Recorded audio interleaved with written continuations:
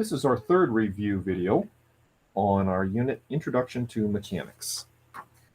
Here we have a graph and we want to know what the spring constant is. So the spring constant is K and it has the unit newtons per meter. So there are a number of ways we could figure this out. We could say, hey, our graph has newtons on the rise and meters on the run. So newtons per meter, the slope of this graph would give us the spring constant. And what would the slope be? 15 divided by 3? 5 newtons per meter. If we wanted to use Hooke's law, which says, hey, the magnitude, I'll just say the magnitude of the force is equal to K times the amount of stretch, you can see you would get the same value for K. How about number 2 here? The amount of elastic potential energy stored in the spring when it is stretched to position 2 meters. The equation for elastic potential energy is 1/2 kx squared. So what does this come out to be? 1/2 times 5. I'm leaving the units off. I'm being a little bit lazy leaving the units off because I've checked them and I know they're right. Newtons per meter is the right unit for spring constant. Meters is the right unit for stretch of the spring. And we would never, ever leave units off of our answer, but occasionally when we're doing work, we'll leave the units off. So what does this come out to? That cancels with that. I'm thinking 10 joules. How about number 3 here? We've reproduced the graph so that we can see it again on the video. The work associated with the spring when its position changes from x equals 1 to x equals 3. Well, that's going to be the area under the curve right here. That area right there.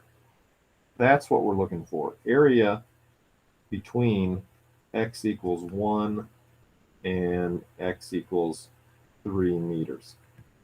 So there are a number of ways you can calculate that. I'm just going to say, hey, this is a trapezoid.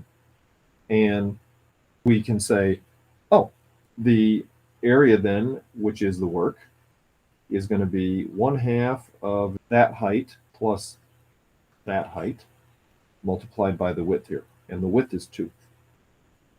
I'm seeing 20 joules here. The unit for work and the unit for energy are the same.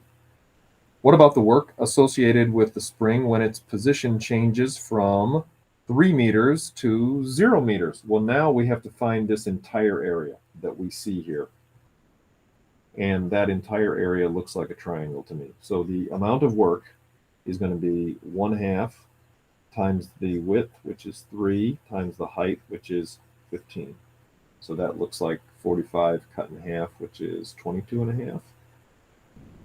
You can see how close those two numbers are.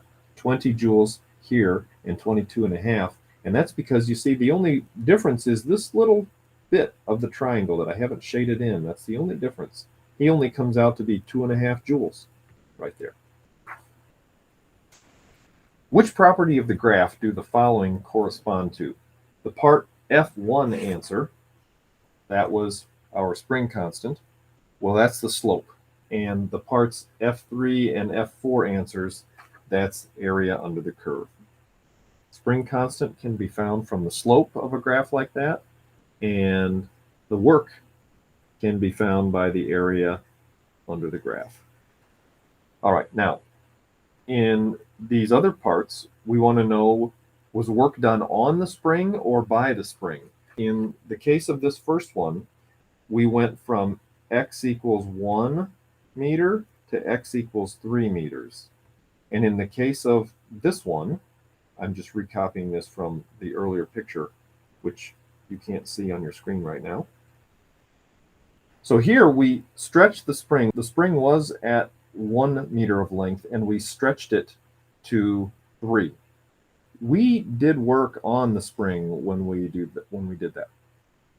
In this case, the spring was already stretched to 3 meters, and then it squished itself down so that it wasn't stretched at all anymore. Therefore, it did some work.